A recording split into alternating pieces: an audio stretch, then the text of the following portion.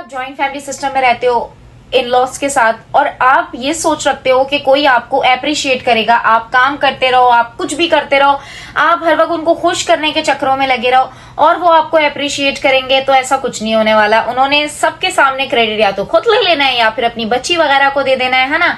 आप बहू हो, आपको क्रेडिट कभी मिलने नहीं वाला। सो सीधी सी बात है, इस बात पे ना रोना धोना ये वो हस्बैंड से शिकायत छोड़ दो, ऐसा क्योंकि कभी दिन आने वाला है नहीं। बहुत कम लोग होते हैं जो बहुओं को अप्रिशिएट करते हैं दूसरों के सामने, है ना। तो सीधी सी बात है, अगर आपका बंदा आपको अप्रिशिएट करे, आपका हस्बैंड आपके साथ खुश है, वो बोल रहा है कि वाह यार क्या बात है, बच्चों को, घर को, सारे रिश्तों को बहुत अच्छे से लेकर चलती हो, मुझे पता है तुम्हारा, तो यार उस एप्रिसिएशन के आगे ना सब पानी हो जाता है। चाहे वो इन लॉज की एप्रिसिएशन हो या दुनिया वालों की, अपने बंदे की एप्रिसिएशन मिलना जरूरी है भैया। वो खुश, आप खुश, घर खुश, दिल खुश, सब खुश।